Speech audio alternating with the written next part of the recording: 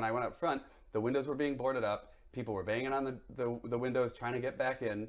And I was told by people that they were kicking out poll challengers that were Republicans. Yes, that were kicking out Republicans.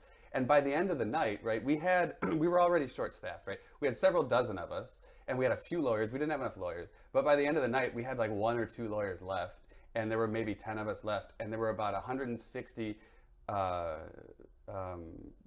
poll stations. So 160 sets of tables that we were supposed to be watching over for like 10 people, maybe 10 people. And how many Democrats were there? It didn't seem like they kicked any of them out. And so when they locked and boarded up those windows and the doors, and they kicked out Republicans throughout the night, but they'd never let any more in. So we were kind of like being picked off. One by one, we'd get picked off. I would hear the whole room erupt in clapping and laughter, and I didn't know what it was. And eventually I started asking around, and throughout, I was there from about 10 a.m. until about 8 or 9 p.m. And this happened numerous times throughout the day. And I found out that every time the room would erupt in clapping and laughter, it was when they'd kick out a Republican challenger. Republican poll challengers were excluded from the process, and the Democrat poll challengers would applaud and clap. The odd behavior by the poll workers was not the only red flag that something was off. Braden Jacobazi had similarly bad experiences and struggled to make effective challenges to the procedures.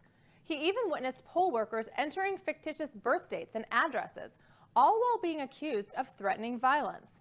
But when I got to the back of the room, most of the tables ended up being very bad and very standoffish and accusing me of threatening them. I remember one table accused me of holding my pen in a threatening way, which I have no idea what that means, but it forced me to back off and not do my job for a second, right? And they would always say 6 feet, stand 6 feet away. You're trying to kill us, you're doing all this and that.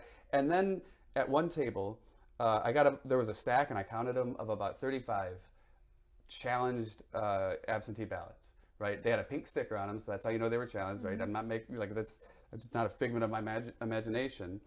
And they were just running them through as though there was nothing wrong with them, it seemed. And when I looked at the digital QVF, where they're supposed to enter in who it is, it wasn't coming up in the QVF, so they were just entering 1/1/1900 for the birth date. And I have no idea like what address. It seemed like they were entering the same address for everybody. So they were just... So they were putting in the same birthday and same address for every voter on these ballots. That's what I witnessed, yes. And I witnessed it on multiple ones, and I'm sure that other people witnessed the same thing as me. And what was the birth date that they were entering? 1/1/1900.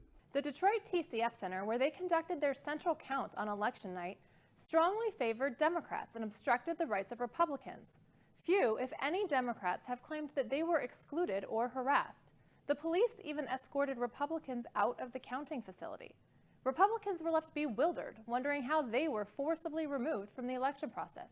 Why did Democrats feel so strongly that Republicans needed to be removed?